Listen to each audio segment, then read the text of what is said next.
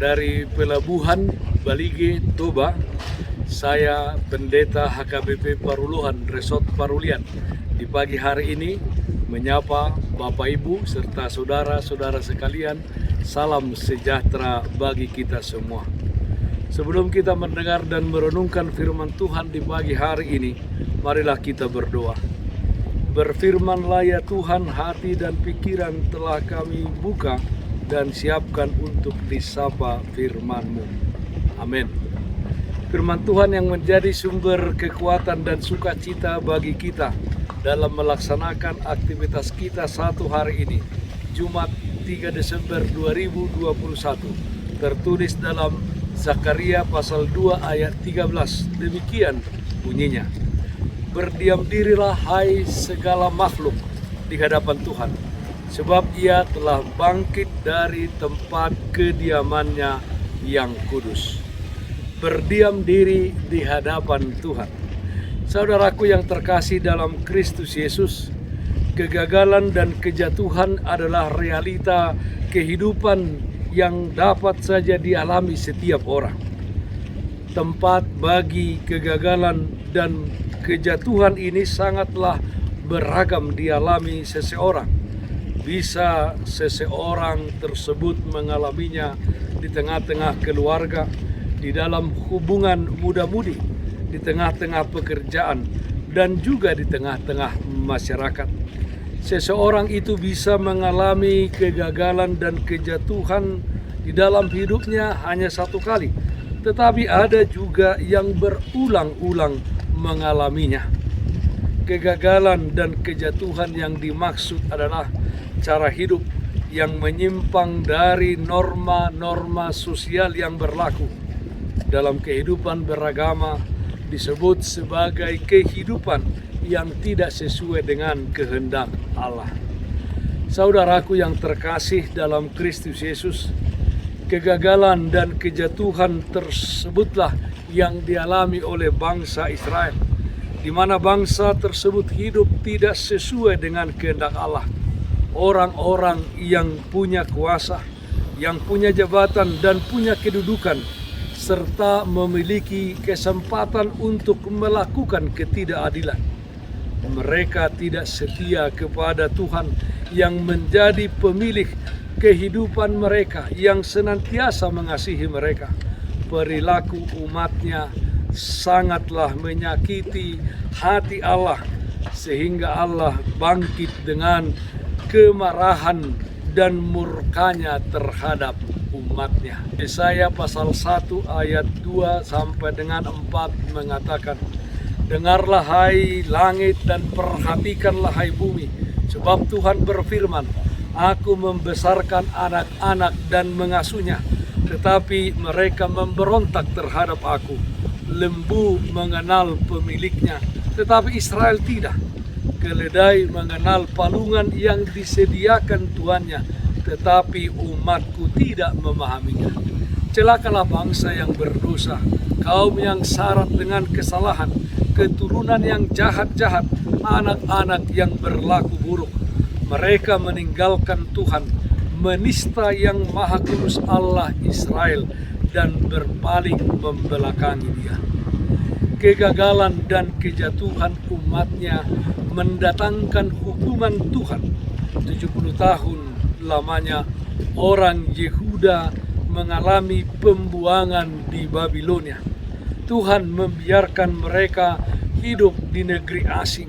Mereka berada jauh dari tanah pusaka dan bait Allah sebagai pusat spiritualitas mereka. Tuhan Maha Pengasih, dan apa yang difirmankannya akan terjadi.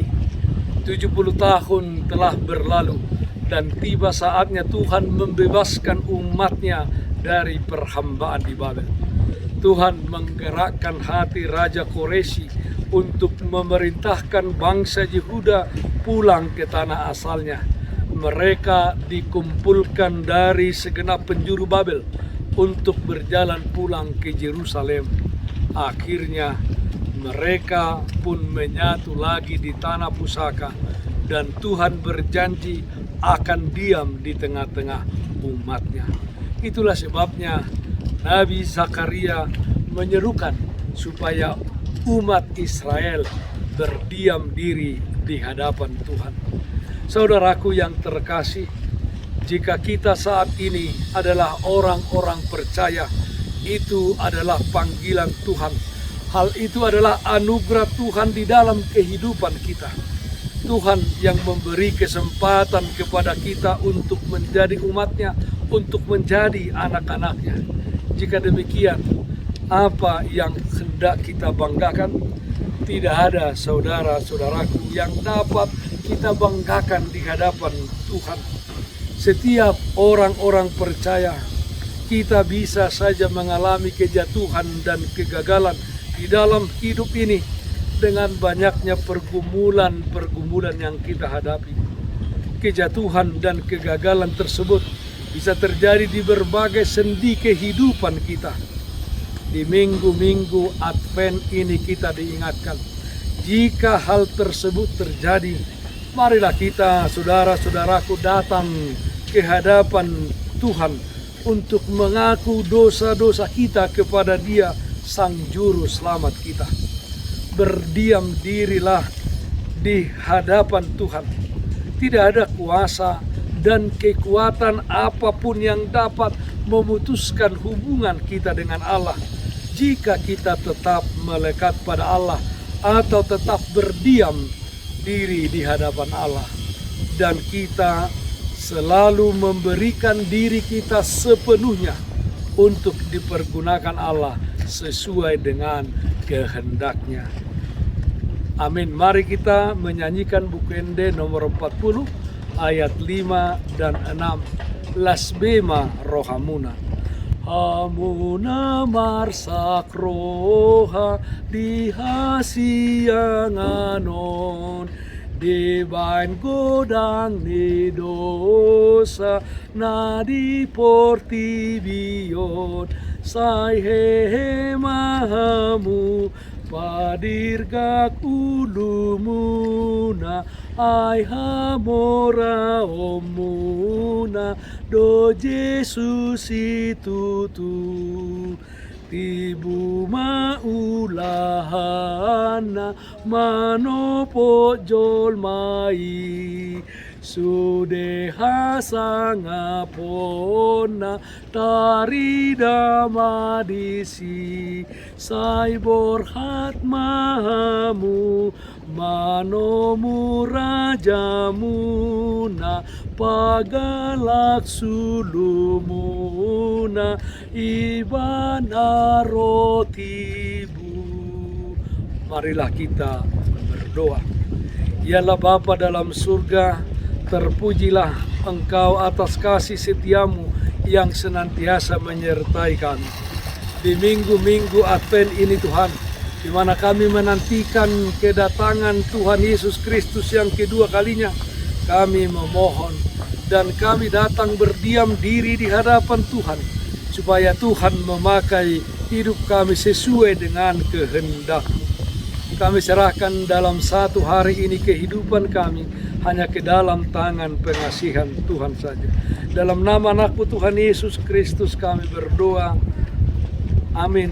Kasih karunia Tuhan kita Yesus Kristus dan kasih setia dari Allah Bapa serta persekutuan Roh Kudus, itulah yang menyertai-Mu hari ini kekal sampai selama-lamanya. Amin. Bapak Ibu, saudara-saudara yang terkasih, taatlah akan protokol kesehatan. Memakai masker, mencuci tangan dengan air yang mengalir, memakai sabun, menjaga jarak, menghindari kerumunan. Dan yang terutama, jangan lupa berdoa kepada Tuhan. Salam sehat, tetap semangat. Tuhan Yesus memberkati kita semuanya. Shalom.